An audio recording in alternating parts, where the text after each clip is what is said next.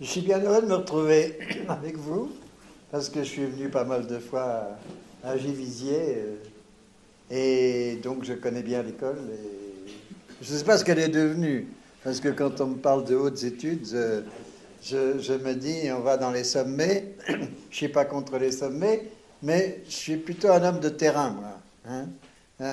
Pas du terre à terre, mais un homme de terrain, c'est-à-dire que je crois que tout ce que j'ai appris, je l'ai appris sur le terrain. D'abord parce que quand j'ai commencé, il n'y avait pas de formation, alors c'était pas compliqué.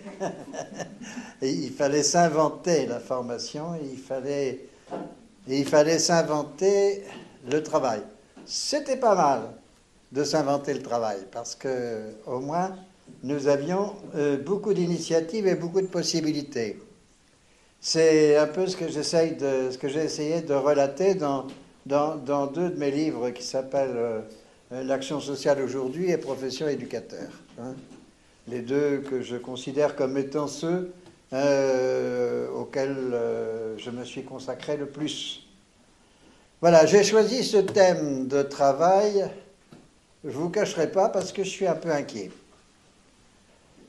Je suis un peu inquiet, je ne sais pas ce qu'il en est en Suisse, mais dans mon pays, je dirais, le social est dans une telle régression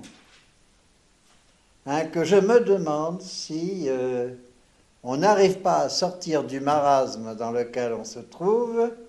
Je me demande si la profession d'éducateur existera encore dans 10 ans.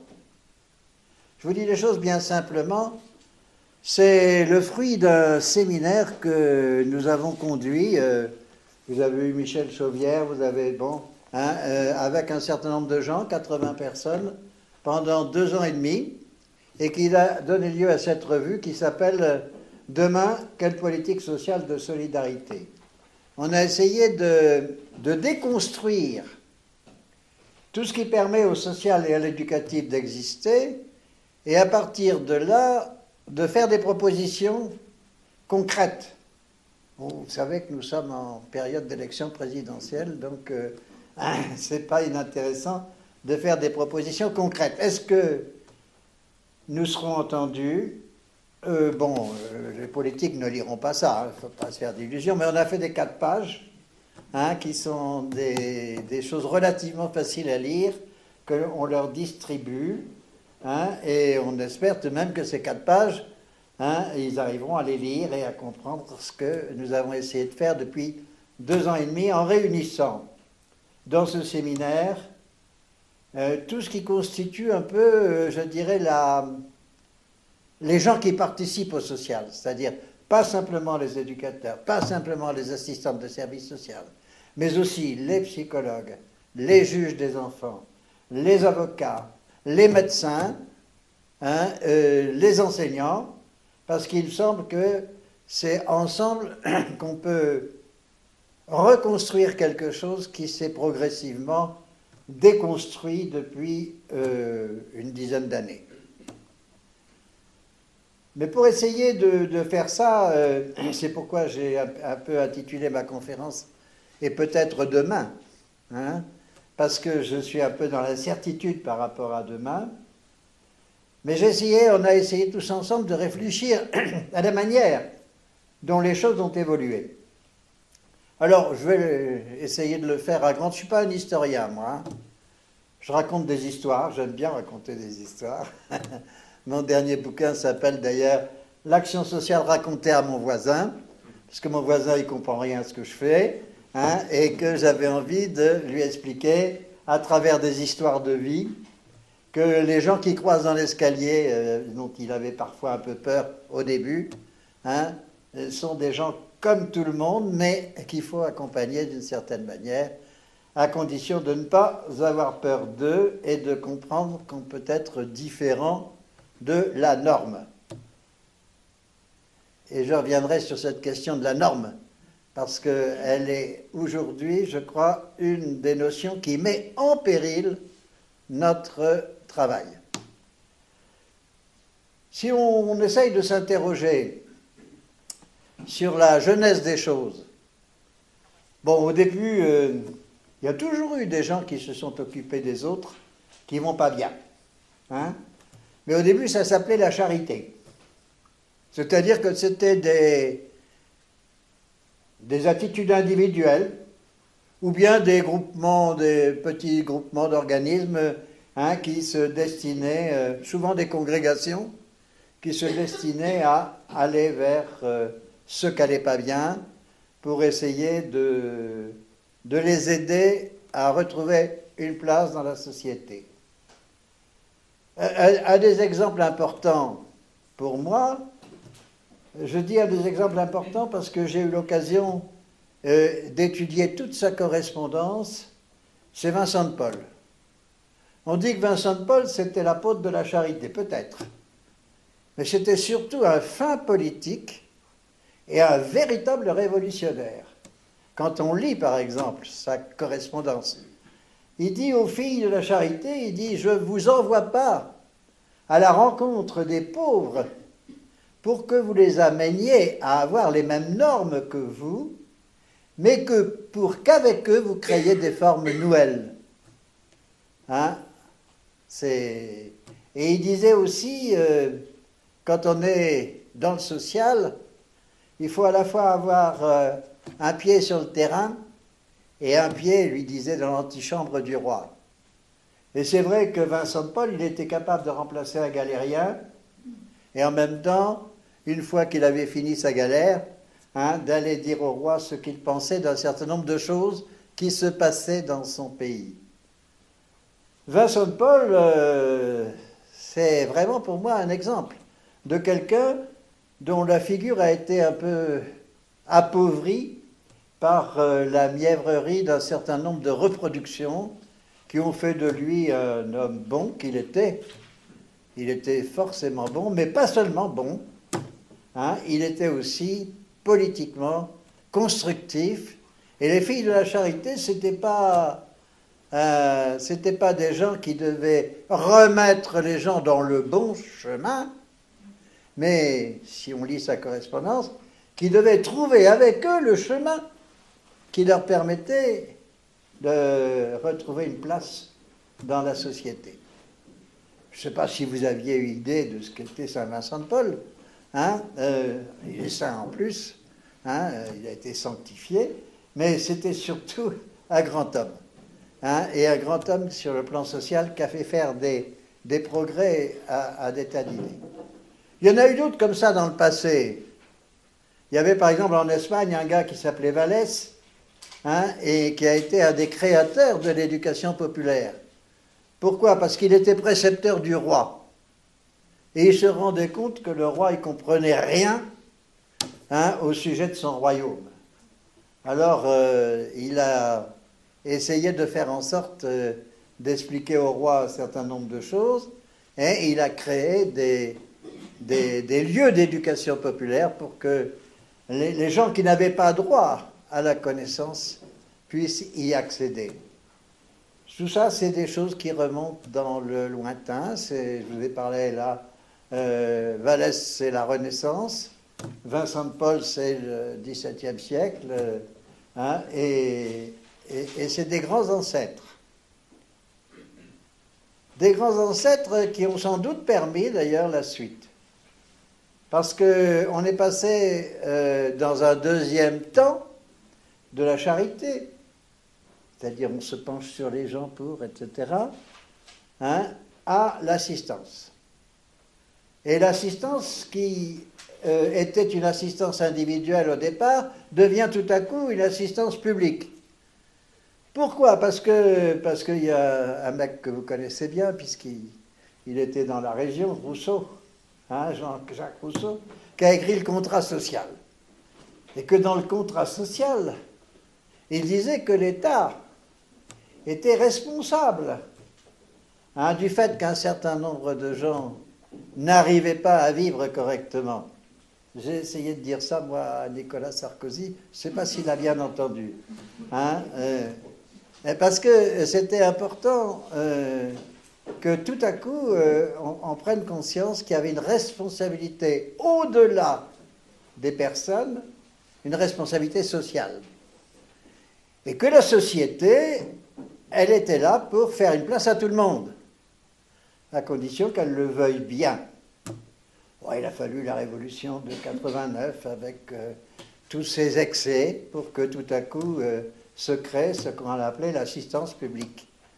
Et le mot d'assistance a progressivement remplacé celui de la charité individuelle, c'est-à-dire que l'État s'est dit, puisque je suis responsable des gens, et que j'ai dit que les gens, ils avaient droit à la liberté, à l'égalité, à la fraternité, il faut que je crée les conditions qui le permettent. C'est là qu'un service public a commencé à se créer. L'assistance est nécessaire. Je ne critique pas l'assistance. Moi, quand mon président de la République dit que nous sommes des gens qui généreront des générations d'assistés, je ne suis pas du tout d'accord avec lui. Parce que, connaissant les difficultés des gens, je sais que s'il n'y a pas, à un certain moment, une assistance, ils crèvent. Alors peut-être que dans l'esprit de certains, c'est le prix à payer pour le confort des autres.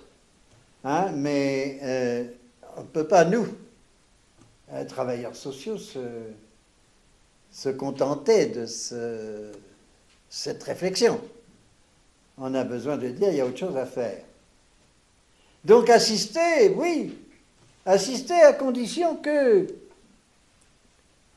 les gens assistés ne soient pas des objets de pitié, de compassion. J'ai rien contre la compassion, mais je veux dire qu'ils soient aussi considérés comme sujets et acteurs.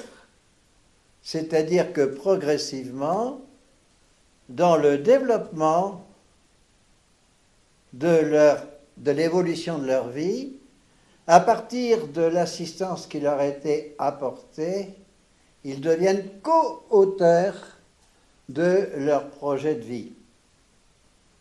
Et ce n'est pas pour que tout à coup on leur dise on vous donnera une assistance si vous avez un projet, ça c'est du chantage. Assister quelqu'un, c'est lui dire voilà, on va vous aider, mais on va essayer de réfléchir avec vous sur ce qui peut arriver ensuite. Et c'est là que tout à coup apparaît un personnage central que nous sommes, c'est-à-dire l'éducateur. Pourquoi apparaît-il à ce moment-là? Parce que educere, dans la racine latine, ça veut dire conduire les gens au-delà d'eux-mêmes, c'est-à-dire leur permettre de se développer. Je dis bien créer les conditions qui leur permettent de se développer. On ne développe pas quelqu'un malgré lui. Il y a une volonté à avoir et par conséquent, il y a une attitude éducative à avoir qui est celle qui finalement, au bout du compte, aboutit avec le mot accompagnement. Qu'est-ce que c'est qu'un accompagnement? C'est un partage, un échange. Le compagnon, c'est celui avec qui on partage le pain. Et quand on va vers ceux qui sont en difficulté, on partage leur vie pendant un certain nombre de temps. On échange avec eux pour que de leur situation puisse sortir l'ouverture nécessaire. Et ça, c'est pour moi le nec plus ultra de la profession d'éducateur.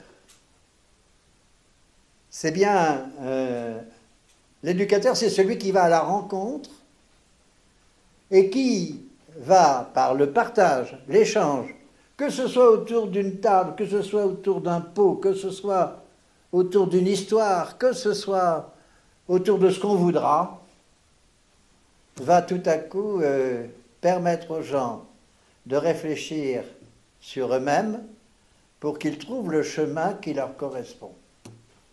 Je dis bien le chemin qui leur correspond. Moi, quand j'ai commencé comme éducateur, on m'avait dit, un grand ponte là m'avait dit, tu remets les gens sur le bon chemin. Mais je n'avais pas encore lu Saint Vincent de Paul, je l'ai lu après. Hein. Il faut dire que le bon chemin, je n'ai jamais trouvé. Alors, je ne sais pas ce que c'est que le bon chemin. Hein. Et je me suis dit que ce qui était important, c'est qu'ils soient sur leur chemin. Et que je trouve avec eux le chemin qui correspond à ce qu'ils sont. Et c'est là que, justement, le nec plus ultra du métier d'éducateur arrive. C'est que, à partir de là, ça veut dire que nous sommes des créateurs avec les gens à la rencontre desquels on va. Il faut aussi se poser la question de la rencontre. Je disais tout à l'heure à Maurice, moi, ce qui m'a beaucoup intéressé dans la vie, c'est de rencontrer un certain nombre de gens. Et par exemple, j'ai rencontré le père Joseph d'Athédé-Carmonde. J'étais à ce moment-là directeur d'un établissement qui recevait des jeunes sortant de prison ou prêts à y aller ou venant de l'hôpital psychiatrique. Et moi, en tant que directeur, j'aime bien laisser ma porte ouverte parce que comme ça veut dire qu'on est disponible. Une porte ouverte, c'est toujours meilleur qu'une porte fermée. Hein. C'est-à-dire que ça veut dire que c'est plus facile de rentrer quand une porte est ouverte. Et ça m'a toujours semblé qu'un directeur, c'était celui qui devait être disponible à ce qui pouvait arriver, que ce soit chez les sujets dont on s'occupe, que ce soit parmi les membres du personnel. Bon. Donc ma porte était ouverte et je vois rentrer un bonhomme, je ne sais pas si vous voyez un peu qui était le père Joseph, une bonne carrure, un béret, il rentre et il me dit « C'est toi le directeur ?» Je le regarde et je lui dis « Oui, pourquoi ?» Alors il me dit « Quand est-ce que tu arrêteras de faire des conneries ?» Ah. Je me dis « Bon, il faut que je m'explique. » Je lui dis « De quelle connerie s'agit-il » Alors il me dit « Tu sais, je suis curé d'une paroisse. Et là, j'ai parmi mes paroissiens 2 garçons qui sont chez toi. Et tu convoques les parents et tu râles parce qu'ils ne viennent pas. »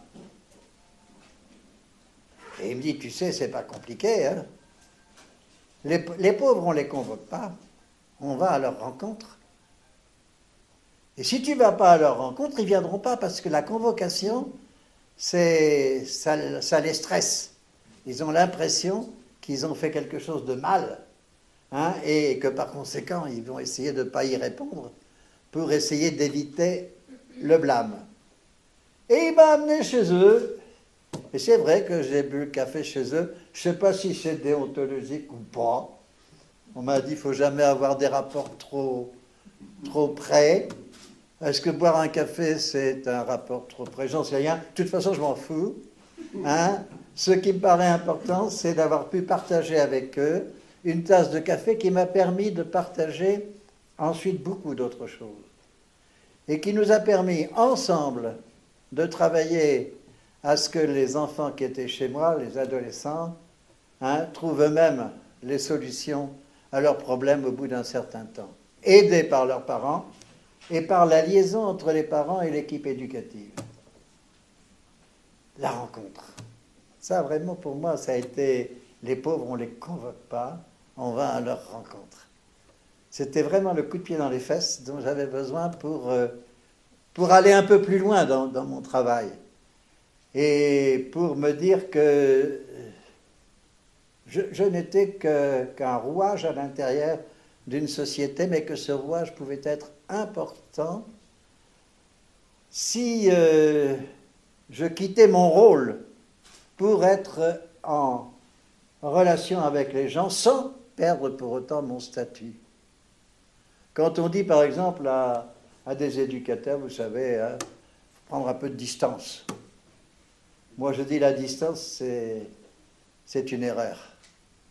Parce que quand quelqu'un sent que vous ne l'intéressez pas vraiment, il n'est pas en état de faire des efforts pour pouvoir se sortir lui-même progressivement des difficultés dans lesquelles il se trouve.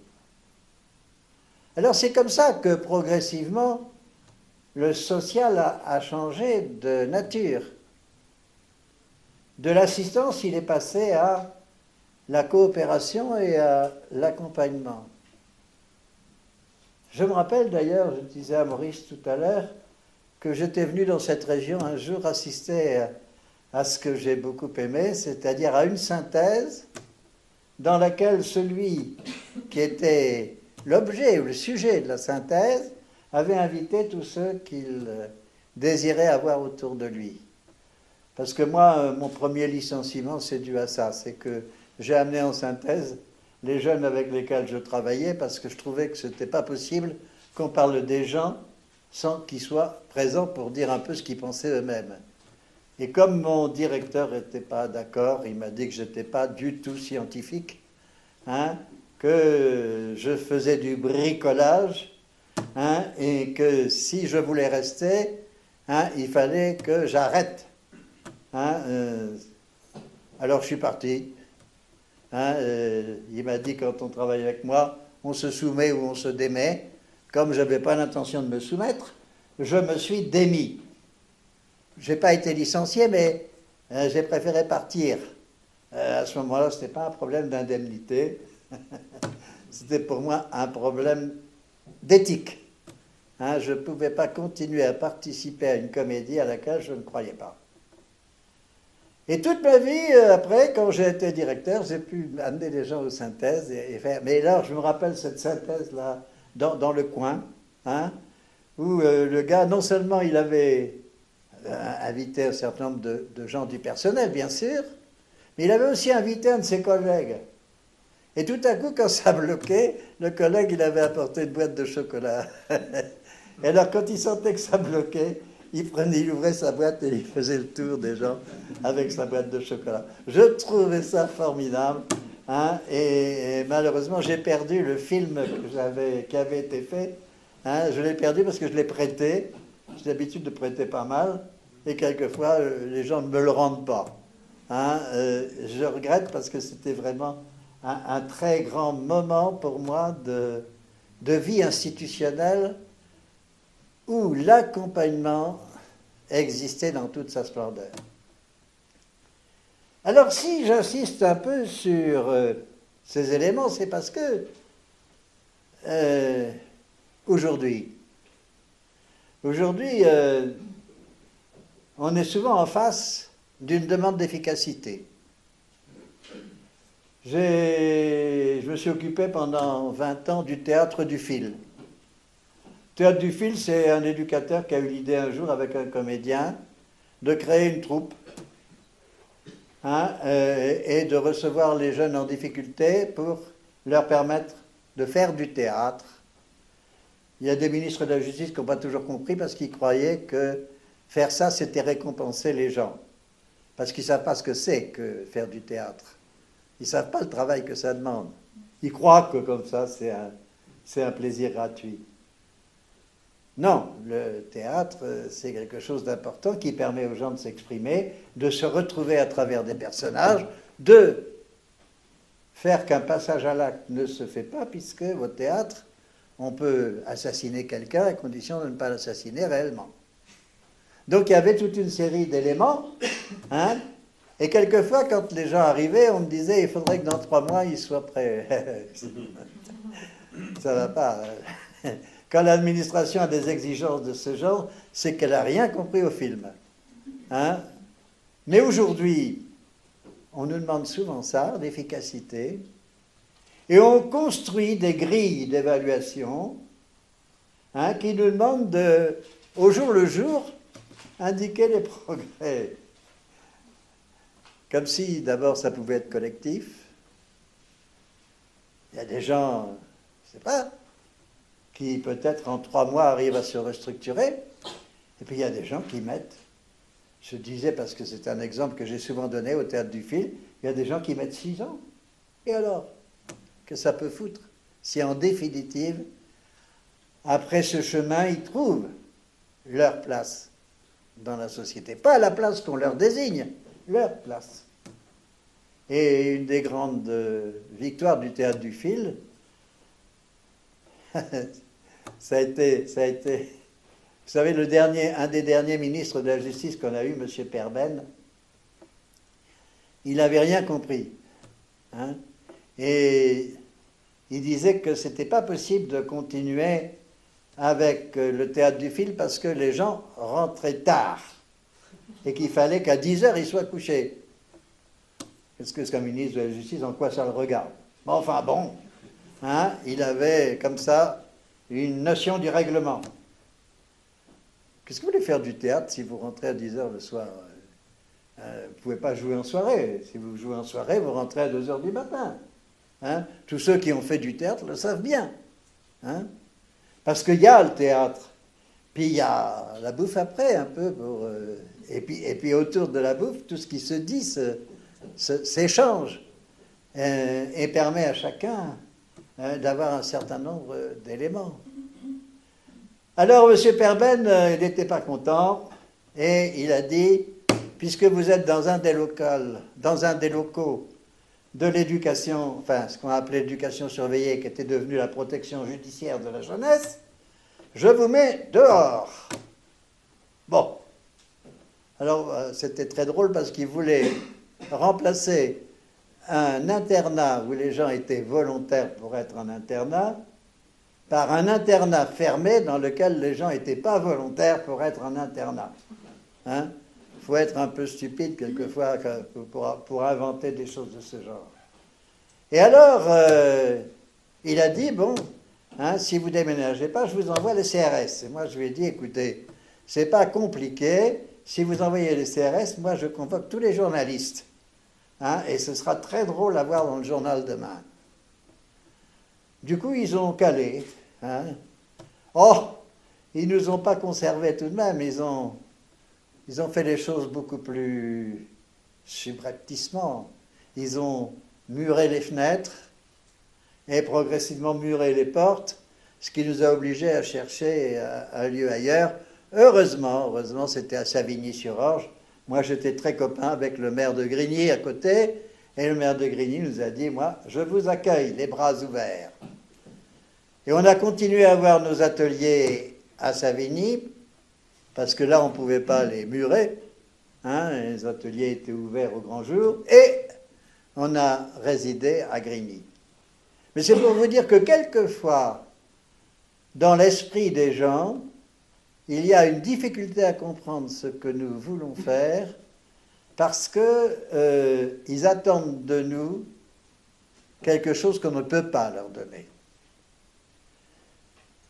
L'autre jour, dans un département, les assistantes sociales me font voir une circulaire qu'elles viennent de recevoir. Le président du Conseil général, signé. Je ne sais pas lui qui avait fait forcément la circulaire, mais enfin, il signait. Hein, et il disait, les entretiens ne doivent pas durer plus d'un quart d'heure. Non, mais le président du Conseil général, il signe quelque chose qu'il ne connaît pas. Qu'est-ce que c'est qu'un entretien? Un entretien, quelquefois, ça dure 5 minutes, et il n'y a pas besoin de plus, et quelquefois, ça dure 2 heures. Hein? Parce que les gens, ils n'ont pas la même chose à dire. Et ils ne sont pas dans la même situation quand on a un entretien avec eux. Borner un entretien à un quart d'heure, c'est dire qu'il n'y a plus d'entretien possible. Hein? Et moi, j'ai conseillé à ces assistantes sociales de désobéir. Hein? Ce qu'elles ont fait, et j'ai écrit une grande lettre au président du Conseil général pour lui expliquer pourquoi son propos n'avait pas beaucoup de sens. Comme il était intelligent, il l'a compris. Mais il m'a dit, c'est pas moi qui ai fait la circulaire, c'est mes services. Eh bien, j'ai dit, vos services, il faut que vous les mettiez au parfum, parce que ça veut dire que vous acceptez que vos services définissent un travail dont vous êtes responsable en définitive, et qui ne permet pas aux gens de travailler dans de bonnes conditions. Alors, c'est vrai que pour faire ce travail d'accompagnement, il y a un certain nombre de valeurs qu'il faut retrouver. Et on a essayé de le faire pendant ce séminaire. La première valeur, c'est de se dire que chez tout homme, il y a un potentiel utilisable. Je suis complètement furieux de voir que dans notre société d'aujourd'hui, un certain nombre d'éducateurs disent qu'il y a des incasables. Est-ce qu'ils ont mesuré ce que ça veut dire? Incasable, ça veut dire qu'il n'y a pas de case pour quelqu'un dans la société. On ne peut pas le mettre quelque part. Hein, ça veut dire qu'on le condamne à mort, finalement. S'il n'y a pas de case pour lui. Alors ce mot m'horripile, et je me rappelle qu'avec Fernand de Ligny, en 1947, j'ai commencé en 1946, on avait créé la Grande Cordée. La Grande Cordée, c'était l'idée de Ligny, c'est dire, on nous envoie des jeunes qui sont souvent des vagabonds. Hein, et on voudrait qu'on les enferme alors qu'ils ont envie de bouger. Hein, il dit, c'est le contraire qu'il faut faire, c'est leur permettre de bouger. Leur permettre de bouger en structurant. Alors, à l'époque, il existait des auberges de jeunesse très intéressantes, avec des pères aubes et des mères aubes, hein, qui étaient de véritables éducateurs. Alors, on avait fait un réseau, la Grande Cordée, et on disait aux jeunes qu'on recevait, voilà, ben, tu vas aller à tel endroit ou à tel autre endroit, tu as un certain nombre de lieux possibles, tu y restes le temps que tu voudras, et puis quand tu as envie de changer, tu changes. Hein, puis le jour où tu te sens bien quelque part, eh ben, ce sera ta case, tu t'arrêtes là et tu vois ce que tu peux en faire. Alors après ce séminaire, on a décidé de faire la Grande Cordée. Hein, mais pas avec les auberges de jeunesse parce qu'elles sont devenues des hôtels à bon marché, mais avec un certain nombre d'institutions qui sont d'accord pour réserver dans leur maison un lit à quelqu'un qui passe. Et je crois que ça va aider un certain nombre d'incasables à finalement retrouver une case quelque part. Parce que qu'un éducateur, qu'un président de conseil général me dise qu'il y a des gens qui sont incasables parce qu'ils pensent à la sécurité et qu'il a un peu peur, ok, tout le monde ne peut pas avoir la perception éducative. Mais qu'un éducateur qui est fait pour aider un certain nombre de gens à reprendre dans la société une place puisse se dire que ce n'est pas possible, hein, et que les institutions qui ont été créées spécialement pour permettre à un certain nombre d'enfants et d'adolescents et d'adultes exclus des circuits ordinaires de trouver un endroit, qu'un éducateur puisse dire ils sont incapables et qu'une institution le foute dehors, ça ne me paraît pas possible, ni pensable. Or, c'est malheureusement quelque chose qui est devenu relativement courant. L'éducation nationale évacuait les gens qu'elle considérait ne pas pouvoir recevoir parce qu'ils étaient trop différents des autres. On a été créé pour les recevoir. Et si nous, on les exclut à notre tour, qu'est-ce qui arrive? Eh bien, il n'y a plus que la rue.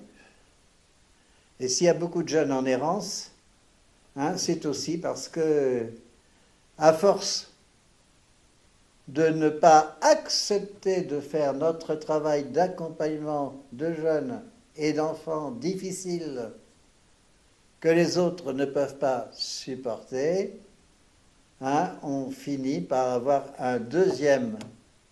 une deuxième éjection, et cette éjection met les gens dans la rue.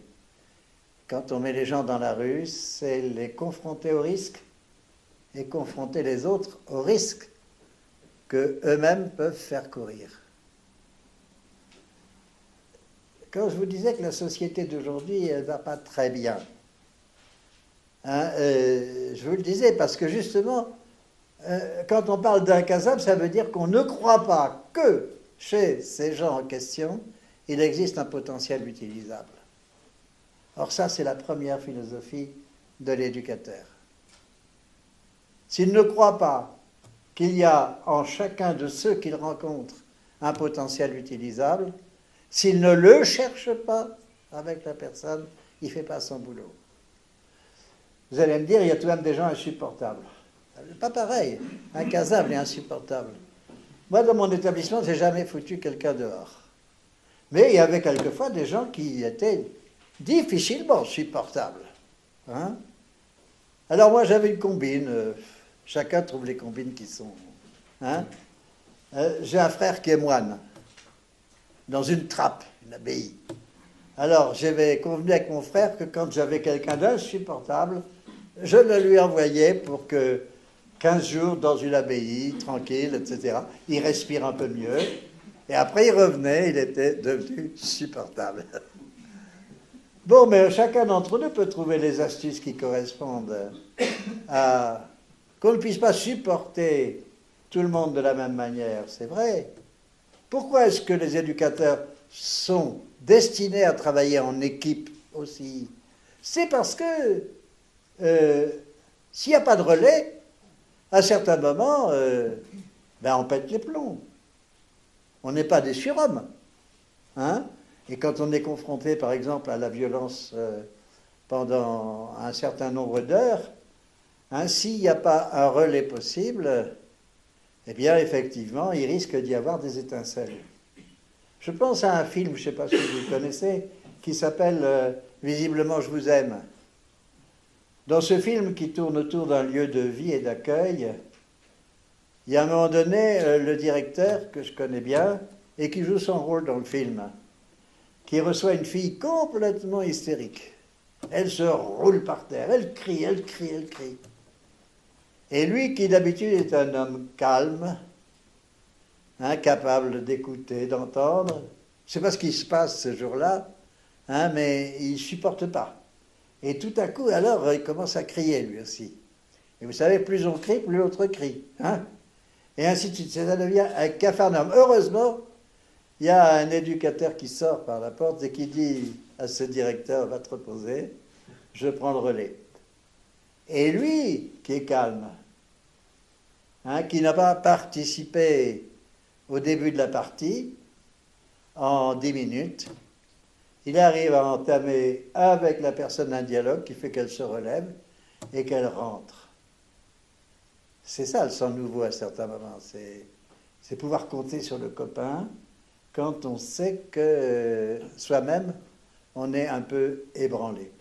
Et ça, c'est la deuxième chose à laquelle il faut penser, c'est qu'on ne peut pas faire ce travail seul. Qu'on est toujours obligé de le faire au sein d'une équipe. Parce que si on ne compte que sur soi, eh bien on compte à la fois sur nos ressources, mais aussi sur nos faiblesses. Et que je défie chacun d'entre vous de me dire que vous n'avez jamais eu de faiblesse dans la poursuite de votre travail. C'est humain. C'est humain, c'est normal. Et il n'y a pas de quoi en faire un drame ni de se culpabiliser. Le problème, c'est de trouver ensemble les solutions qui permettent à la personne de continuer à exister.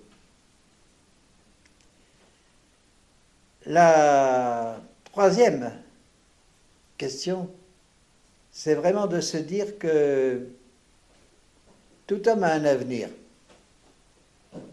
Le problème n'est pas d'exiger des gens d'avoir des projets de vie quand ils sont dans la mouise, mais c'est de les aider à exprimer leurs espérances ou leurs désespérances, de façon à ce qu'à travers cet élément, avec eux, on puisse trouver ce qu'un de mes amis psychiatres qui vient de mourir, qui s'appelle Victor Girard, ce qu'il appelait l'interstice. L'interstice à travers laquelle la personne va tout à coup avoir une lueur. Et c'est sur cette lueur que va tout à coup se construire un projet vague d'abord, qui progressivement va devenir intéressant, à condition qu'on sache écouter. Et ça, c'est aussi la manière dont les éducateurs doivent travailler. Quand l'administration nous dit « vous écoutez trop les gens », Hein, il faut les mettre au pas.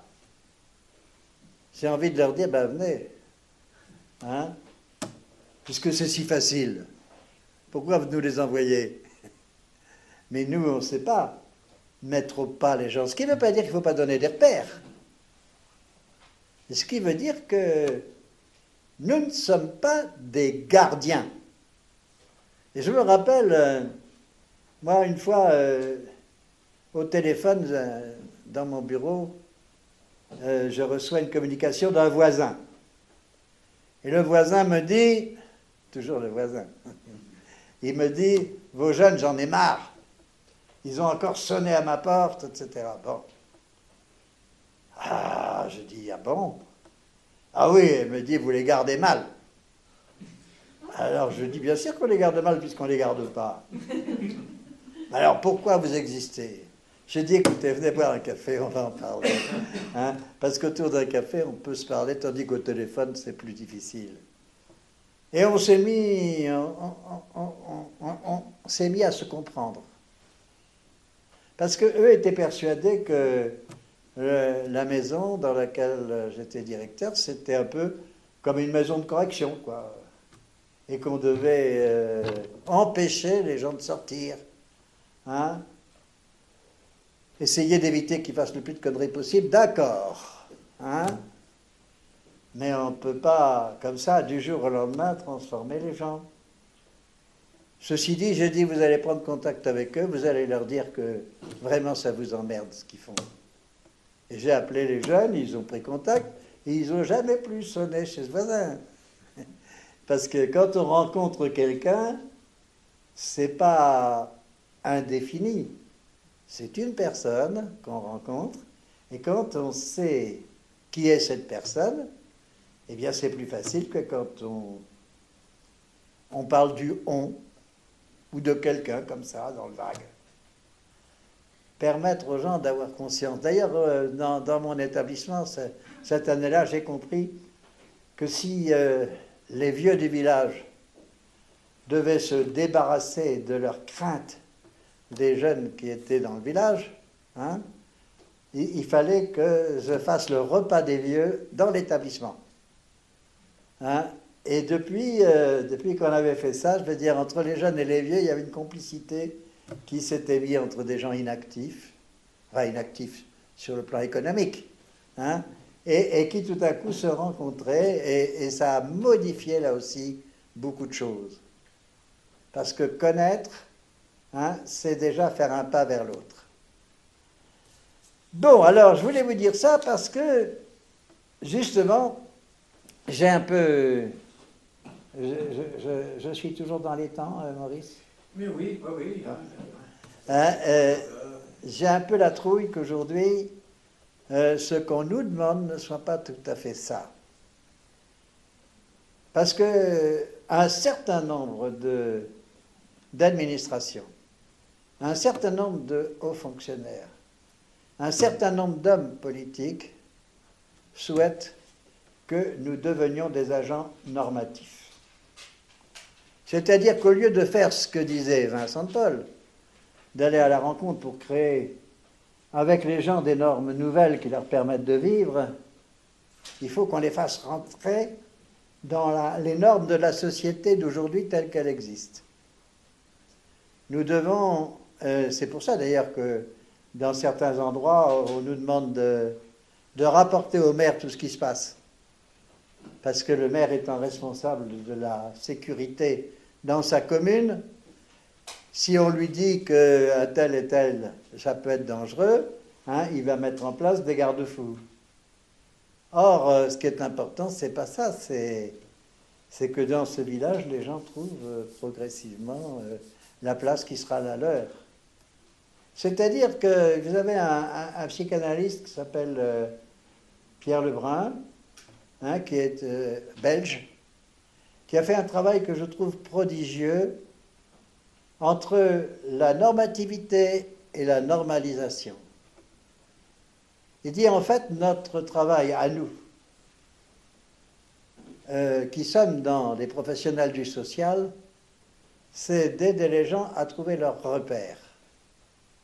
C'est-à-dire qu'ils se normalisent par rapport au contexte dans lequel ils vivent, qui ne soit pas complètement hors des clous.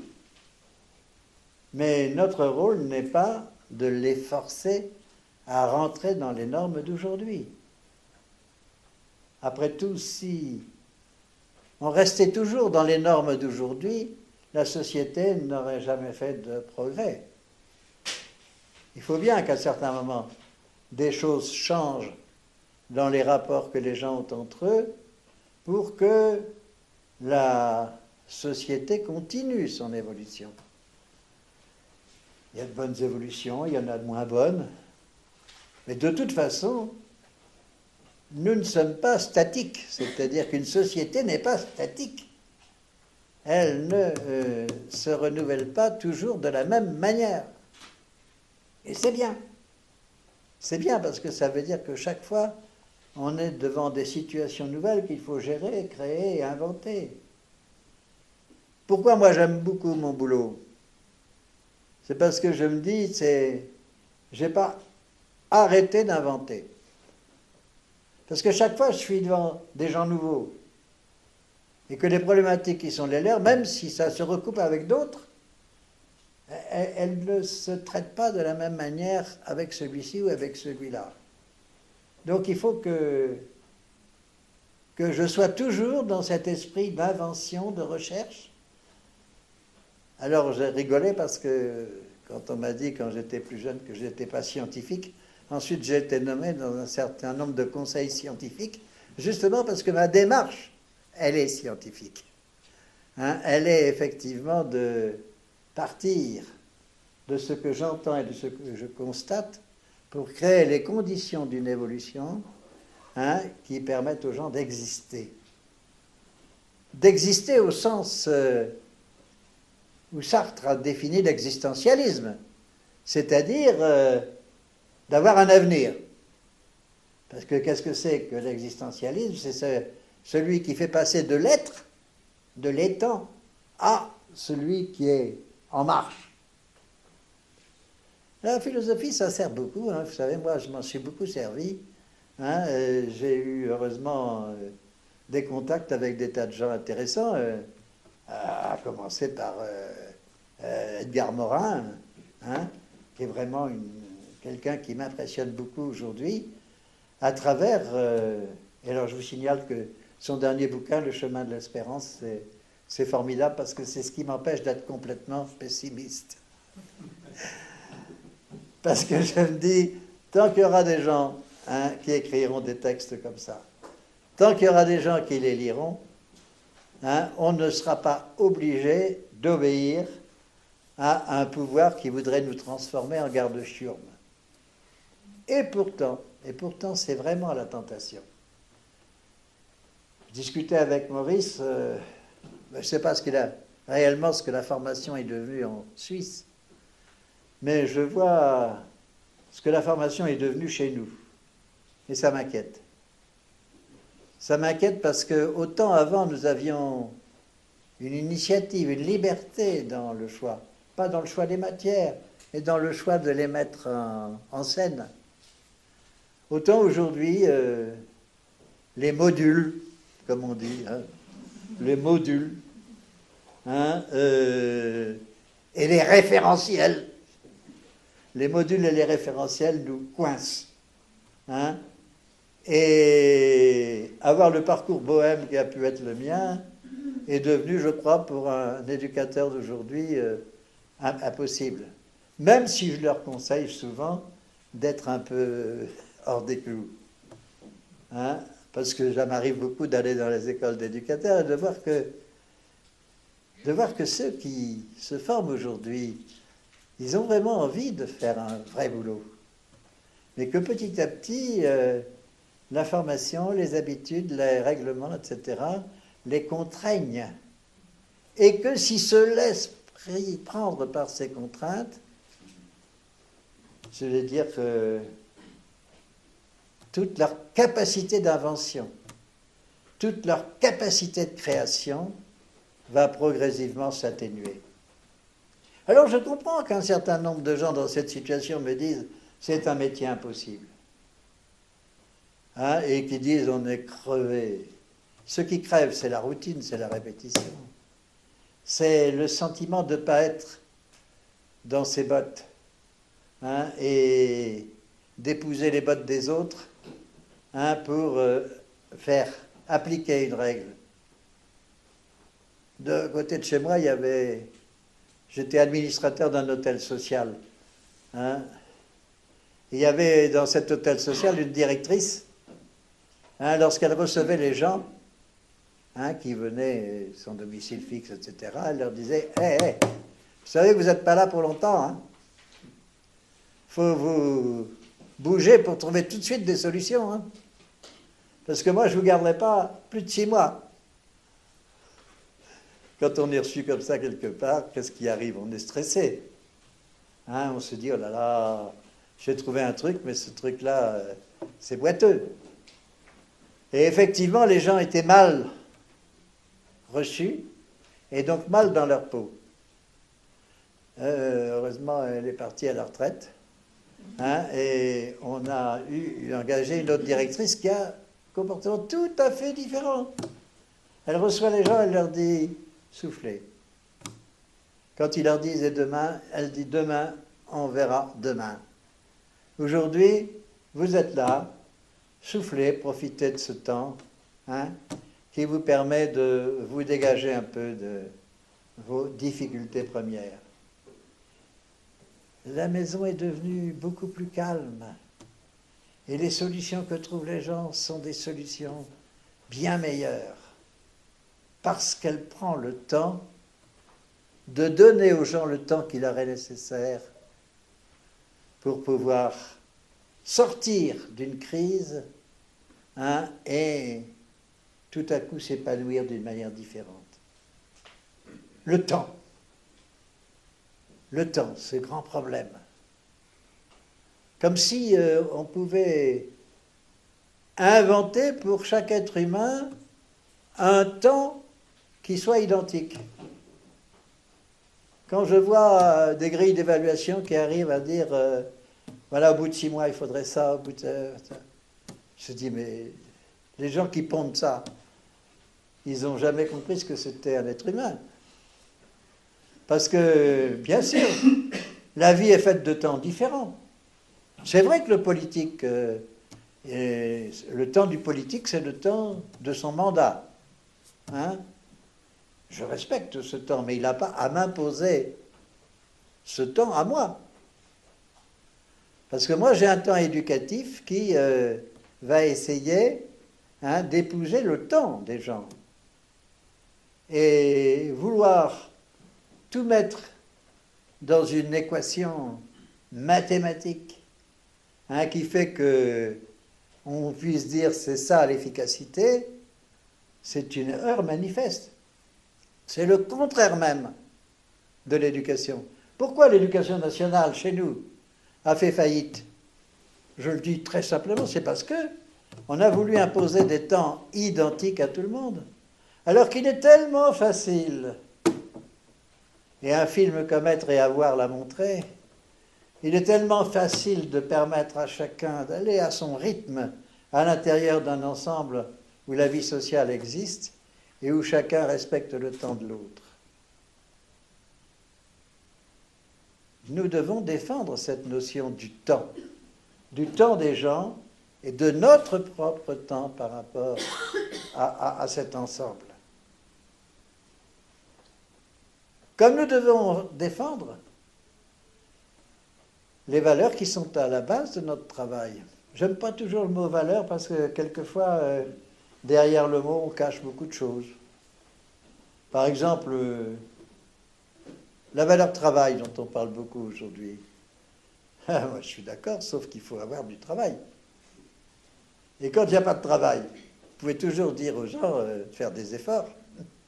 Des efforts pourquoi? Hein? Moi, quand j'ai commencé, on me disait, hein, si tu arrives à mettre tes jeunes dans un endroit, une fonction qu'ils vont pouvoir suivre toute leur vie, t'as gagné. C'était peut-être vrai en 1946. Aujourd'hui, hein, si j'appliquais le même principe, ça ne marcherait pas et je deviendrais fou. On me disait aussi, quand je m'occupais de filles, on me disait, si elle se marie, t'as gagné. Aujourd'hui, c'est pas ce qu'on peut dire, véritablement. Hein. Donc, je veux dire que le mot valeur, il a du sens à condition qu'on le relativise.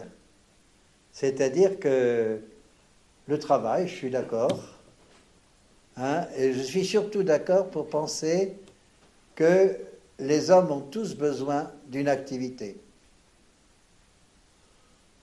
L'activité, c'est ce qui permet à l'homme d'exister. L'homme est un être agissant. Et quand il n'agit pas, hein, il est atteint par un certain marasme. Pourquoi les chômeurs sont souvent en difficulté psychique? C'est parce que ce sentiment de ne plus rien être et de ne plus rien faire de réel, hein, les rend malades par rapport à leur propre dignité. Donc l'activité, oui. Donc il faut penser à des tas de choses. Mais si on veut vraiment que tout le monde puisse trouver joie dans son travail, d'une part, il faut rétablir le plein emploi, et on n'est pas tout à fait prêt à le faire. Et d'autre part, hein, il faut faire en sorte que dans le travail qui est celui qu'ils prennent, ils puissent trouver un certain plaisir. Je suis, moi, très malheureux de voir un certain nombre de souffrances au travail. Et quand je lis les suicides qui se passent ici ou là, je me dis que l'organisation du travail n'a pas gagné à être managériale. Parce que on a tous besoin d'une liberté, d'une initiative dans ce que nous faisons.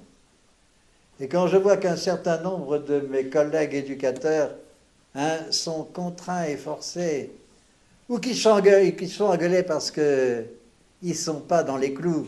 Je pense à une collègue assistante sociale qui fait bien son boulot. Un samedi, elle donne rendez-vous à un usager parce que dans la semaine, il n'est pas disponible. Elle se fait convoquer par la chef de service et elle se fait engueuler parce qu'elle a travaillé un jour où elle ne devait pas travailler. Parce que le planning est supérieur au sens du travail. Eh bien, le planning, moi, j'en ai jamais eu. Je ne sais pas ce que c'est qu'un planning. Je veux dire que quand je vais chez le copain directeur qui me montre un beau tableau dans leur bureau, je dis, ils ont passé un certain temps à faire ça. Un temps qu'ils auraient mieux fait de situer sur le terrain pour entendre un certain nombre de choses. Hein. Le planning, je veux dire qu'à partir du moment où on est d'accord sur un travail qu'on fait ensemble, je peux vous dire que moi, en tant que directeur, je n'ai jamais fait non plus un horaire. Parce que les gens sont capables de faire leurs horaires à partir du moment où on est d'accord sur un certain nombre de principes. Le travail, il faut que ce soit agréable. Si ce n'est pas agréable, effectivement, on ne sait plus pourquoi on existe. Voilà, gros, ce que je voulais dire sur la situation d'aujourd'hui. Alors, est-ce que demain, on peut en sortir? Moi, c'est mon espérance. Hein. C'est mon espérance, mais ça suppose un certain nombre de conditions. La première, c'est que, je dis dans mon bouquin, c'est qu'un éducateur, ça ne va pas être quelqu'un de soumis. Je dis qu'une des choses qui m'a guidé, moi, dans mon travail, c'est l'insoumission. Chaque fois qu'on me présentait une règle que je trouvais stupide, je ne l'appliquais pas. Je me faisais engueuler peut-être. N'empêche que, quand l'administration m'a envoyé des blâmes et que je les ai contestés, j'ai toujours gagné en appel. Parce que, finalement, je sais défendre mes arguments. Hein, et que quand une administration a une exigence qui est une exigence stupide, je sais démontrer la stupidité de cette exigence. Mais aussi parce que je ne le fais pas tout seul, et parce qu'avec les équipes, on est bien d'accord là-dessus. Quand une équipe est soudée, elle peut se faire engueuler par l'administration. Hein, ça n'a pas beaucoup d'importance, parce que la fraternité qui existe entre eux et la capacité à se mettre d'accord sur un projet, hein, est quelque chose qui, à force, hein, à force de loi, et par conséquent s'oppose à toutes les réglementations tatillonnes qui sont celles d'aujourd'hui. Je dis tatillon, je ne sais pas où vous en êtes, vous. Moi, en tant que directeur, par exemple, j'ai jamais foutu les restes à la poubelle. Parce que c'est un mauvais exemple à donner à des jeunes. On les réutilisait d'une certaine manière. Il paraît qu'aujourd'hui, j'aurais plus le droit. Hein, et que je me ferais engueuler. Eh bien, je me ferais engueuler, je m'en fous. Hein, je veux dire que éviter le gaspillage me paraît être quelque chose d'éducatif. Aujourd'hui, quand je pense qu'actuellement, un restaurateur m'a dit, moi, je ne peux plus laisser les gens fouiller dans les poubelles le soir, je suis obligé de mettre de l'eau de Javel par la réglementation. Alors qu'il y a des gens qui crèvent de faim en bas de son hôtel et qu'il y a des trucs entiers qui disparaissent dans sa poubelle. L'autre jour, j'étais à l'hôpital, hein, chez un copain que j'étais allé voir.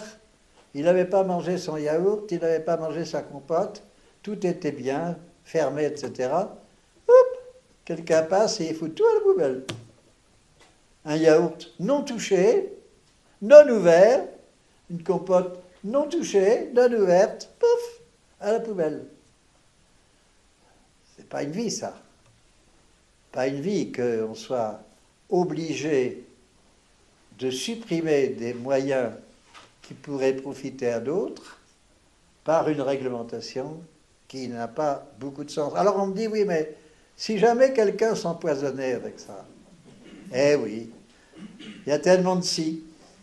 Hein, eh oui, si. Mais si on ne part que des si, eh bien c'est foutu. Je veux dire que si on est toujours en train d'essayer d'ouvrir un parapluie pour éviter que la foudre nous tombe dessus, c'est pas un travail possible. Et s'il y a des gens qui souffrent dans leur travail aujourd'hui, c'est justement parce que cette capacité d'initiative que moi j'ai eue quand j'étais jeune, avec cette chance nécessaire que, comme on créait les choses, on avait beaucoup de liberté, mais que j'ai gardé toute ma vie parce que l'obéissance me paraît stupide lorsqu'elle est liée à des réglementations stupides. Je ne dis pas qu'il ne faut pas appliquer la loi, je dis simplement que aujourd'hui, comme disait Badinter, il y a des vraies lois, et puis il y a des lois compassionnelles, il dit. C'est-à-dire qu'il y a un chien qui mord quelqu'un, paf, on fait une loi sur les chiens. Hein, il se passe autre chose, hop, on fait une loi. Hein, c'est-à-dire que toutes les... Et ça, ce n'est pas des lois. C'est des parafeux. C'est des contenances qu'on se donne pour que les parlementaires se disent finalement, on a bien fait notre boulot.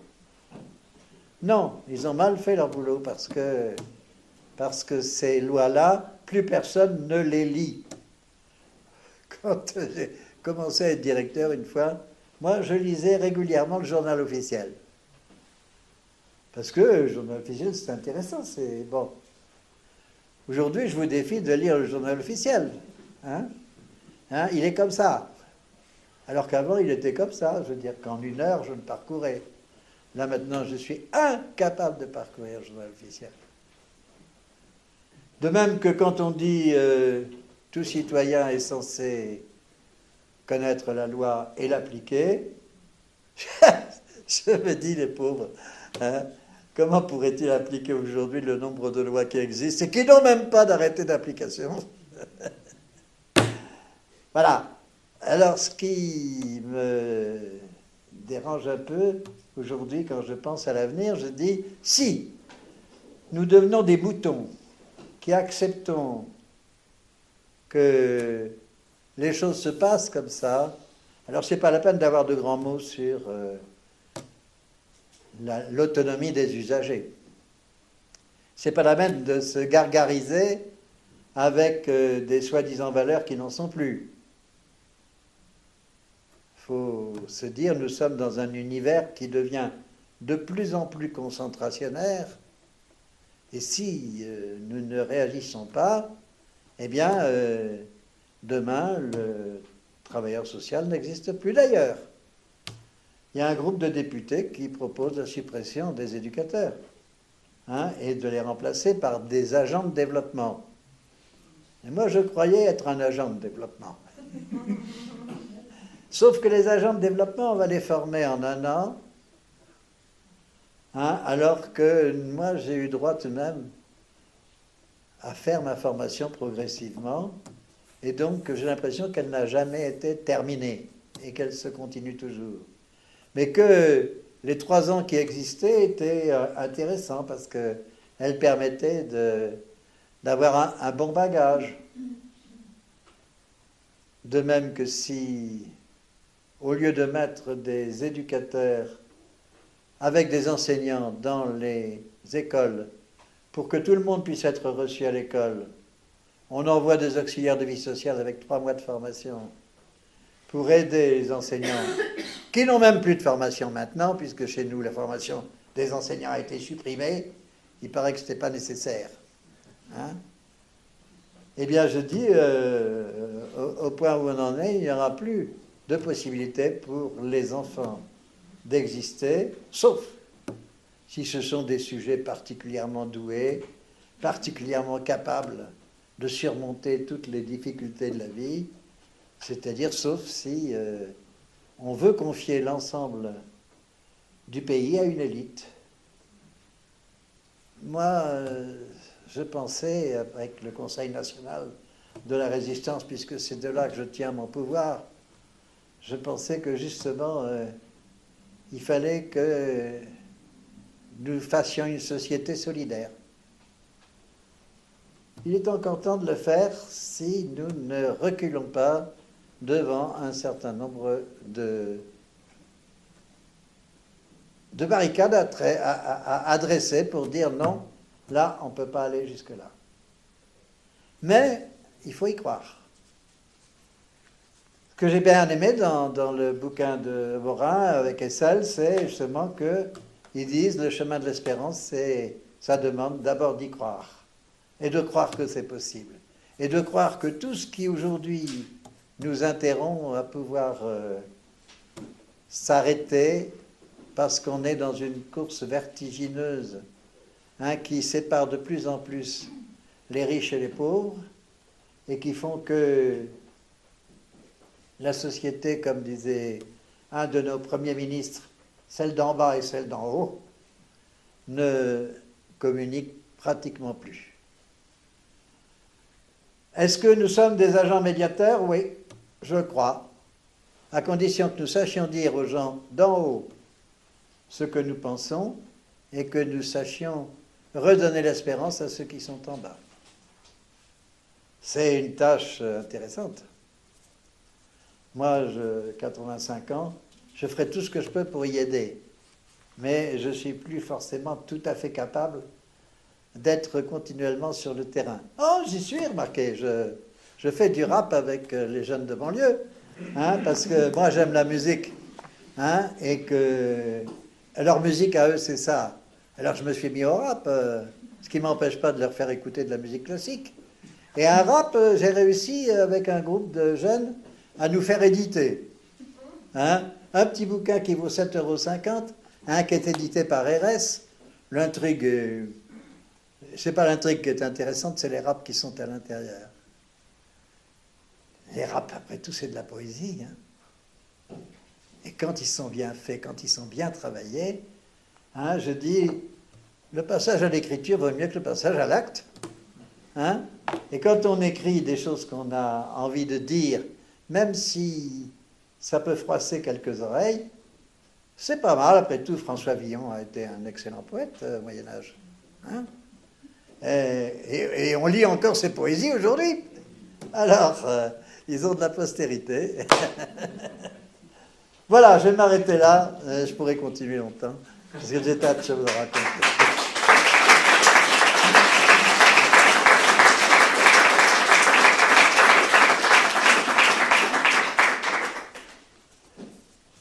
Voilà, eh bien, ce voyage qui nous a menés depuis Vincent jusqu'au rappeur actuel, Vincent de l'époque. Depuis Vincent de Paul. Vincent de Paul, voilà. Quelle question, réaction de votre part, quels éléments vous aimeriez mettre en débat ou en discussion avec Marc? Mettez, j'adore débattre.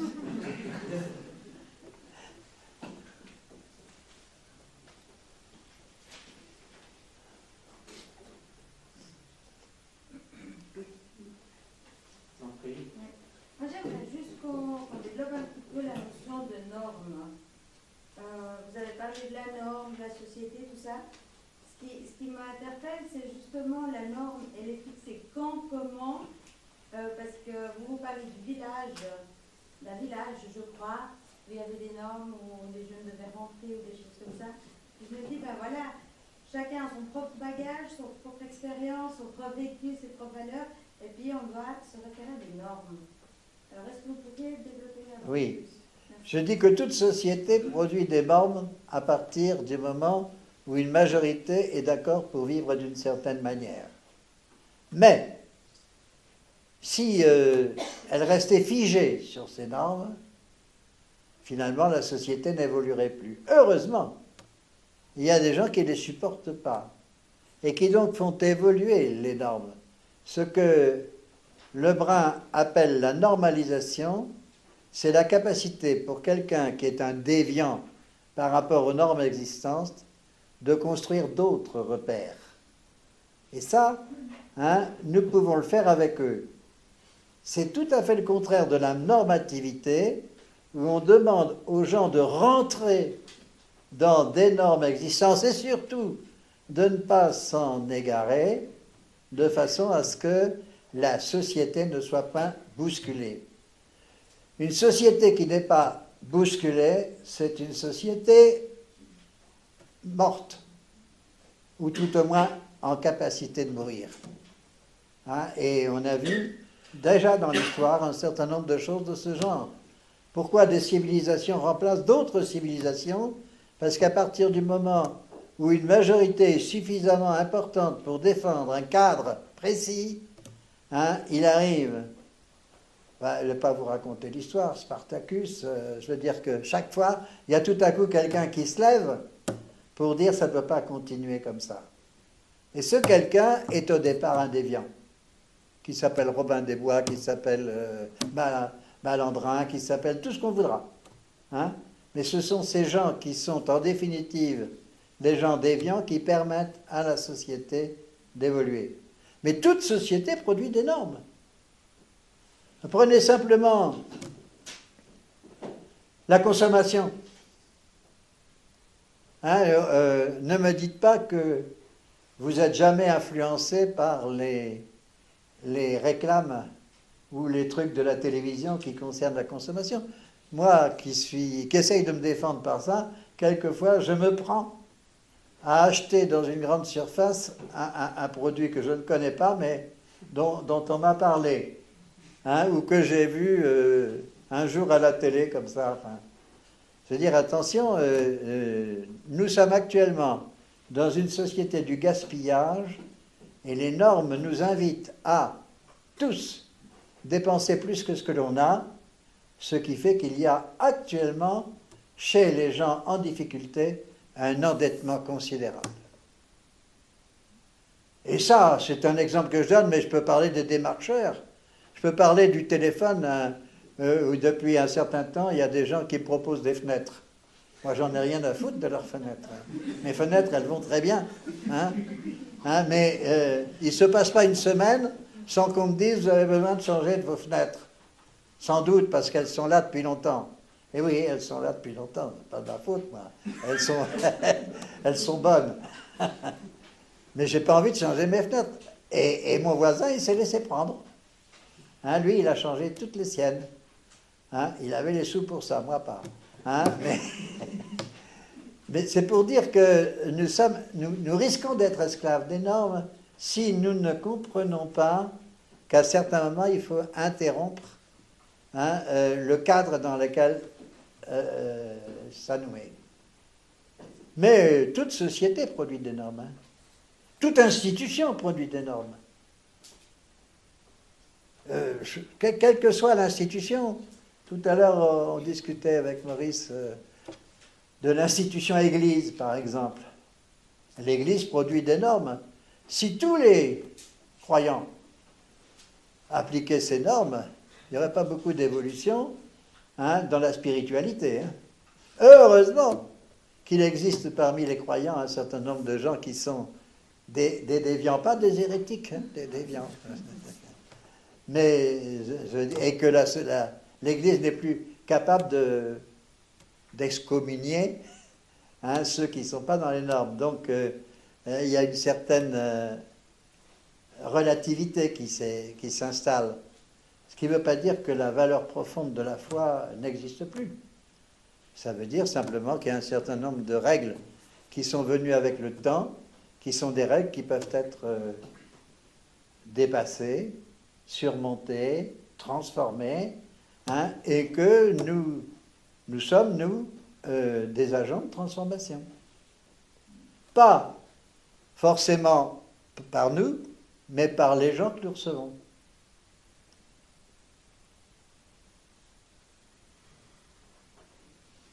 Est-ce que ça vous suffit? Oui. Non, mais je me dis simplement que les normes, finalement, elles sont posées par les lois et les règles.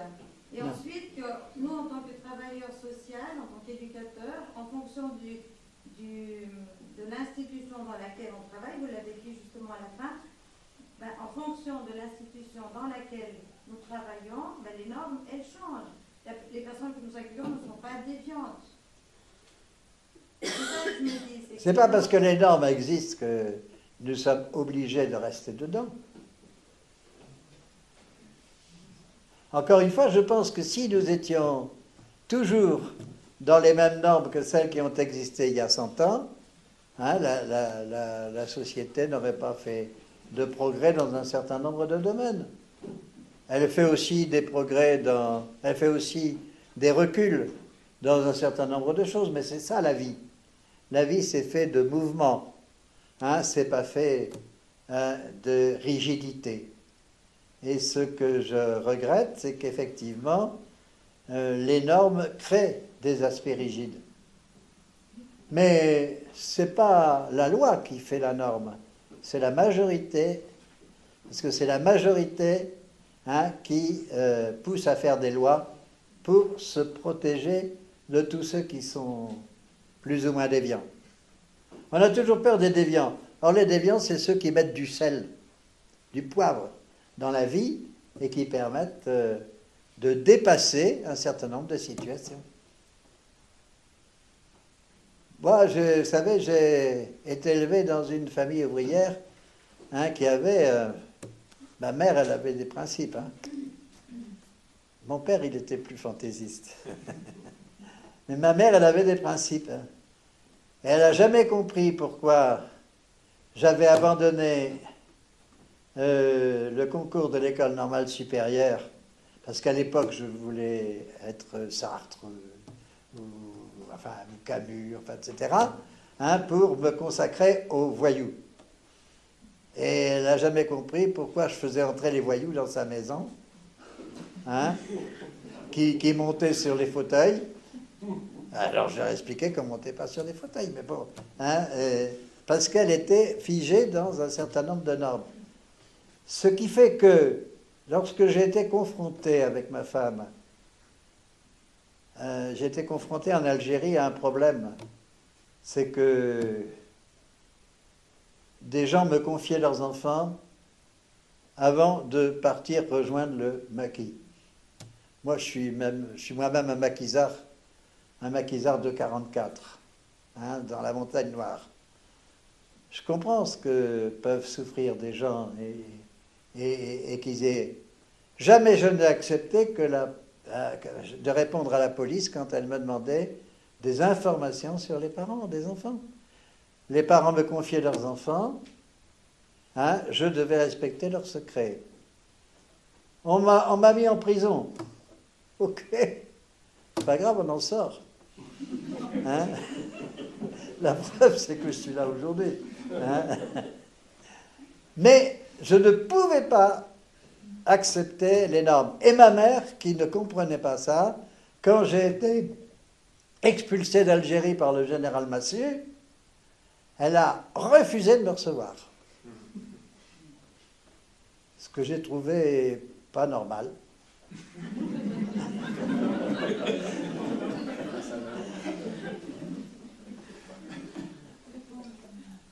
Non, c'est pour dire qu'on peut pas, on ne peut pas dire que des normes n'existent pas. Il ne faut pas dire que les normes sont créées par la loi, il faut dire que les normes sont créées par une majorité de gens qui ont besoin de garantir la manière dont ils vivent. Mais si on était toujours dans cette situation-là, jamais, jamais, jamais, la société ne ferait des progrès. Est-ce que les printemps arabes, hein, c'est une source de progrès? Je le pense. Même si, dans un premier temps, comme la révolution de 89, ça crée de la merde. Hein? C'est ça la vie. Hein? Mais si nous ne contribuons pas, sans violence, à dépasser ces choses-là, si nous, finalement, nous ne donnons pas leur chance aux gens qui nous rejoignent ou à la rencontre desquels nous allons, eh bien, nous sommes dans une société immobile. Et alors, il y aura de plus en plus d'incasables dans une société immobile. Alors, il faut peut-être dire que les gens qui défendent cette normativité sont des gens qui, dans le fond, s'en fichent un peu qu'il y ait des gens qui meurent tous les jours dans des difficultés insurmontables. Je crois que le mot fraternité, par exemple, qui existe dans la devise républicaine de la France, je ne sais plus très bien comment ça existe chez nous. C'est un mot. C'est un mot, mais quel rapport de fraternité existe-t-il entre les gens dans un immeuble? Moi, j'ai la veine d'être dans un immeuble où on a toujours défendu cette notion. Un petit immeuble, il y a 8 escaliers et il y a 4 étages. Hein? Mais ça fait tout de même du monde. Et dans notre immeuble, on fait des assemblées générales pour se mettre d'accord sur un certain nombre d'éléments, mais on est capable de les modifier. Moi, j'ai jusqu'ici permis aux gens d'éviter d'avoir un code pour entrer. Parce que ça empêche les enfants de pouvoir circuler librement, et que je trouve très intéressant que les enfants circulent librement dans notre immeuble. Et je trouve très intéressant que les enfants puissent se rencontrer pour faire des anniversaires, et même s'ils font un peu de bruit le soir, eh ben on est dérangé de temps en temps, c'est pas grave. Hein, justement parce qu'on essaye de s'entendre le mieux possible et de se comprendre mutuellement. Ce qui fait que chez nous, personne ne peut être malade sans que dans les 24 heures, quelqu'un ne puisse lui venir en aide. Peut-être que si dans tous les immeubles on faisait la même chose, ce serait pas inintéressant. Mais plus les gens se blindent, plus ils s'enferment dans une absence de fraternité. Parce que la peur de l'autre, c'est le contraire de la fraternité.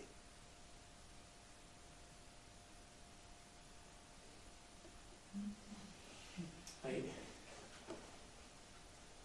D'autres personnes aimeraient soit poser une question, réagir au propos de Jacques?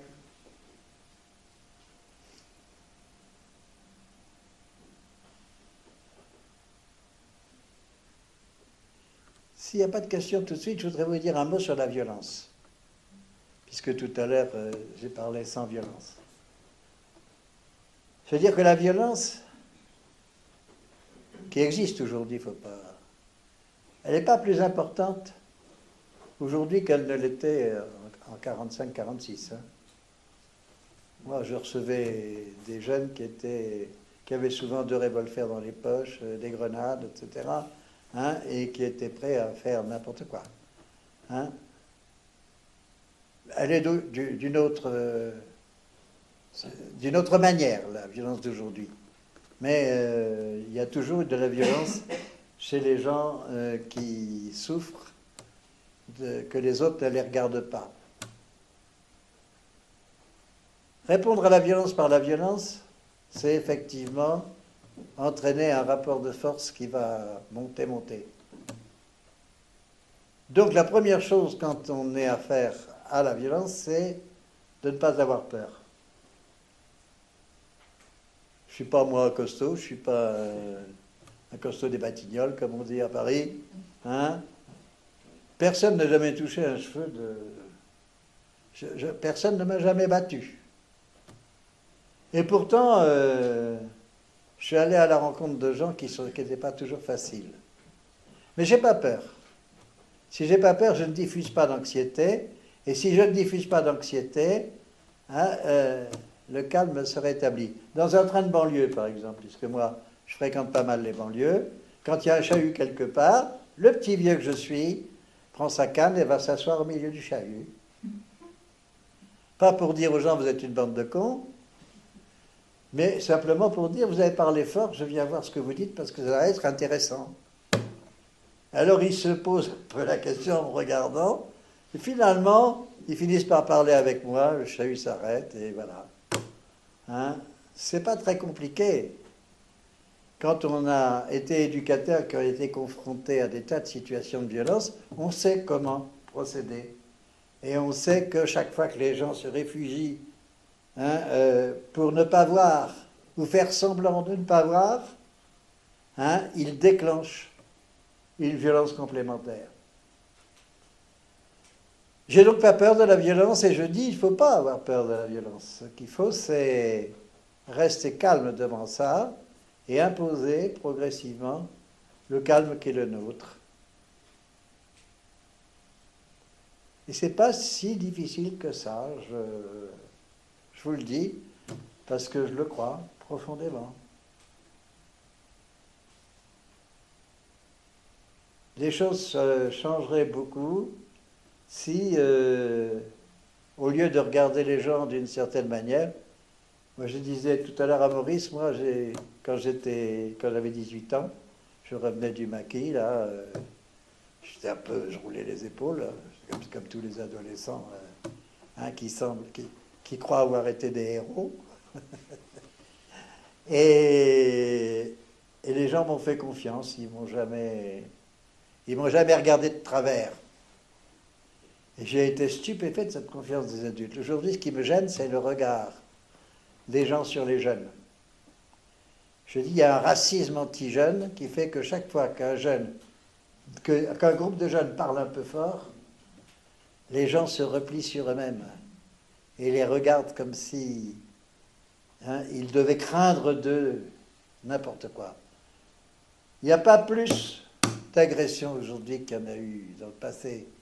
J'ai fait partie du comité de sécurité du métropolitain, par exemple. Il n'y a pas plus d'incidents dans le métro aujourd'hui qu'il n'y en avait il y a 50 ans. Sauf qu'aujourd'hui, quand il y a un incident à la porte de Pantin, hein, tout le monde le sait dans les 10 minutes qui suivent. Parce que les tas portables, les tas de trucs de ce genre, ça circule tellement vite, l'information. Et comme l'information est souvent tronquée, hein, tout le monde fout le camp parce que tout le monde a peur et tout le monde dit le métro est un endroit insécurisant. C'est pas vrai. C'est pas un endroit très confortable, mais c'est pas du tout insécurisant. Pas plus qu'il y a 50 ans. Hein, y a beaucoup de trucs dans la tête comme ça qu'il faut essayer d'extirper des gens. Et notre rôle à nous, justement, comme médiateurs, entre nous, je n'ai pas compris pourquoi on vient d'inventer le métier de médiateur. Hein, avec 2 ans de formation. Moi, j'ai toujours eu l'impression d'être un médiateur. Hein, et je ne vois pas pourquoi il y a besoin d'un médiateur alors qu'il y a des travailleurs sociaux qui sont là pour jouer ce rôle. Mais enfin, hein, comme me disait un membre de l'administration, 2 ans de formation, ça coûte moins cher que 3. J'arrête.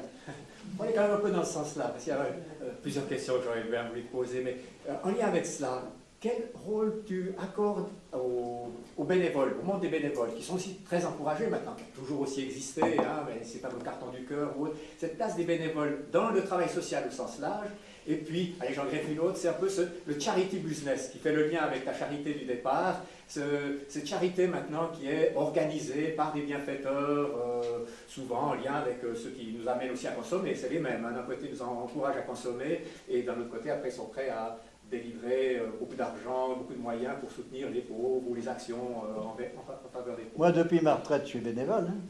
Hein. Ça fait beaucoup de références, ouais, ça ne m'empêche pas d'être à l'aise avec les professionnels. Je pense qu'on a besoin de professionnels. Mais que si il n'y avait pas de bénévoles autour des professionnels, ça ne ferait pas masse.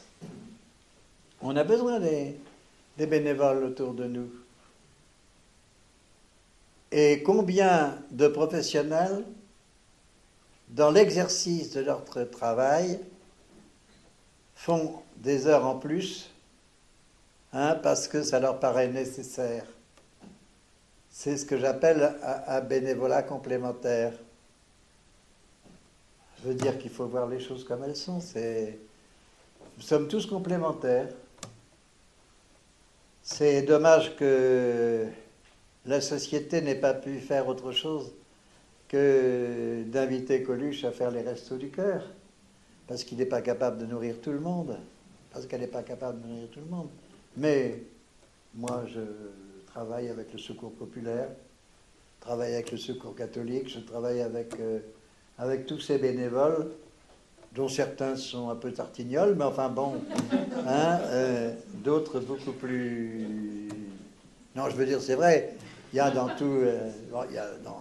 il y a des gens de tous bords. Je veux dire, il y a quelquefois des dames d'œuvre qui sont enquiquinantes, mais il y a aussi des hommes d'œuvre. Hein. Le problème, c'est d'avoir toujours un franc-parler entre nous. Hein, ce ne sont pas des pièces rapportées, ce sont des compléments. Hein, et on a besoin d'eux. J'ai répondu à ta question? Merci, oui. Voilà. Moi, j'aimerais pas qu'on me dise tu n'as pas le droit de venir parce que tu es plus professionnel. Voilà, c'est ça. Hein? Je suis bénévole et professionnel en même temps, non? Enfin, c'est-à-dire, on n'oublie pas qu'on a été professionnel. D'autres réactions? Questions? Vous en prie. Excusez-moi, je voulais juste savoir si en France, vous avez toujours ces médiateurs qui fonctionnent dans les quartiers difficiles, où ça se resserre un peu. Non, il y a toujours des médiateurs, sauf que il y a des médiateurs qui ont fait faillite, c'est ce qu'on a appelé les grands frères. Parce qu'obliger quelqu'un qui a une certaine image à devenir le gardien des autres, c'est le mettre en difficulté. Moi, je ne suis pas contre les grands frères à condition qu'ils travaillent ailleurs que dans leur milieu. Bon, donc les médiateurs grands frères, ça n'a pas marché. Mais par exemple, ce qui marche, c'est les adultes relais, les femmes relais. Hein, quand tout à coup, elles aident certaines de leurs voisines à prendre conscience que la santé, c'est important. Et que la vaccination, par exemple, est importante pour leurs enfants. Quand certaines femmes relais accompagnent les mères ou les pères à l'école pour discuter avec l'enseignant, elles jouent un rôle de médiation intéressant parce qu'elles ont la confiance des gens et que, en même temps, elles les mettent en relation. Mais elles ne les remplacent pas. Elles les mettent en relation pour qu'elles puissent utiliser. Ce sont des médiatrices qui étaient bénévoles, qui sont maintenant des professionnels. Hein, puisque maintenant il y a une formation pour les femmes relais, pour les adultes relais. Mais je veux dire, on a aussi besoin de ces gens-là. Comment, par exemple, travailler avec quelqu'un dont on ne connaît pas la langue, s'il n'y a pas à côté de nous quelqu'un qui la connaît? c'est important la parole. Et si, moi, quand je suis allé en Algérie, si je n'avais pas appris l'arabe, eh ben, je ne sais pas ce que j'aurais fait. Mais en tout cas, je n'aurais pas pu dialoguer avec les gens comme j'ai pu le faire. Je crois que c'est toujours important de mettre des gens à l'aise à partir d'éléments médiateurs. La seule chose que je veux dire, c'est qu'en faire un métier pur et simple, hein, sans autre perspective, je trouve ça dommage. Moi, je pense que les femmes relais, par exemple, je leur conseille de faire des formations d'éducateurs. Elles me disent, on n'a pas le niveau. J'ai dit, le niveau, ça s'acquiert. C'est pas compliqué. Moi, j'ai créé des écoles d'éducateurs sans niveau.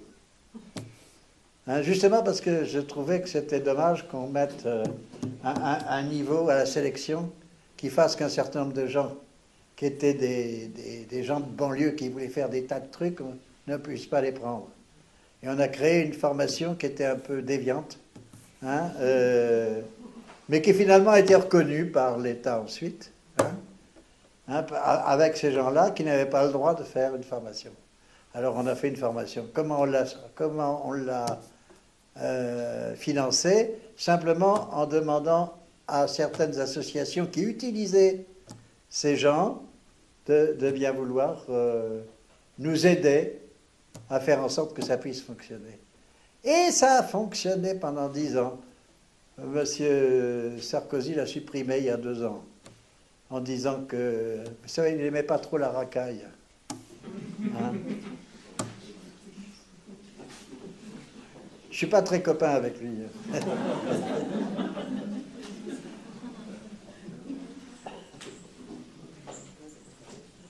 Il n'est pas non plus très copain avec moi parce que j'étais vice-président du Conseil supérieur du travail social et il m'a rayé de la liste quand il est arrivé au pouvoir. Parce que j'avais une grande gueule. Ok, mais lui aussi il a une grande gueule, hein, je veux dire que...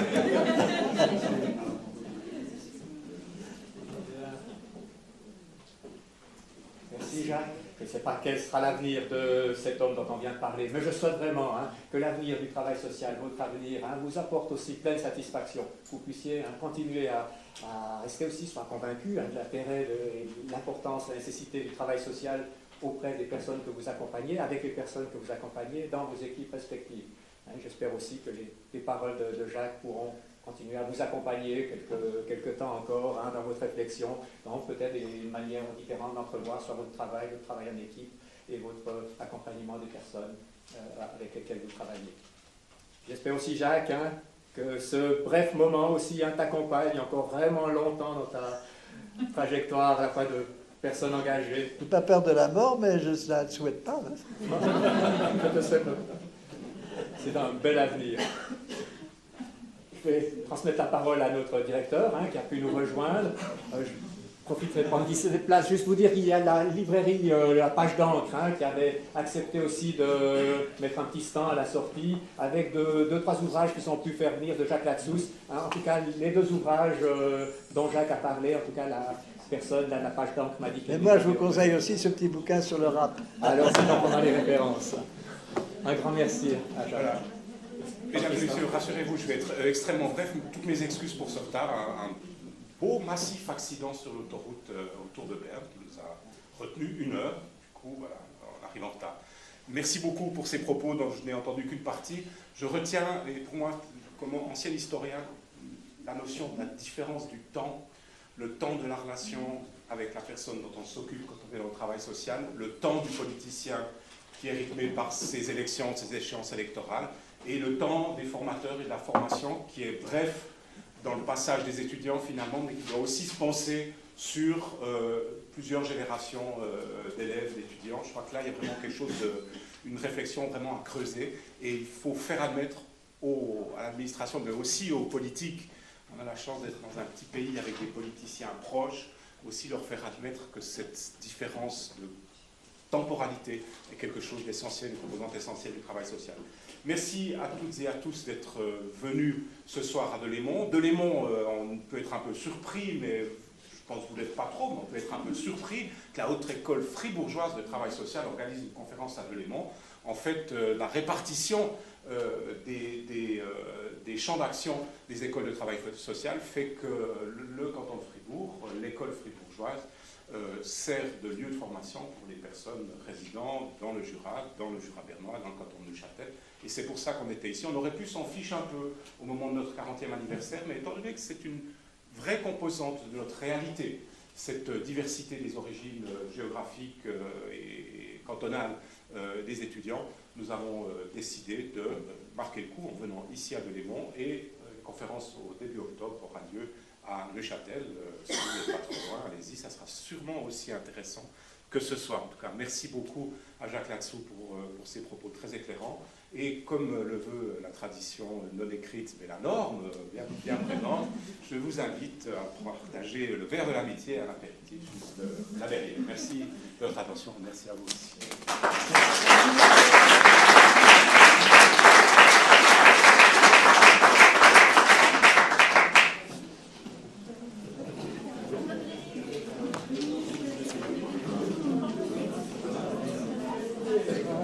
Merci, Jacques. Ça va? Ah ouais. J'ai dû être Cortébert alors.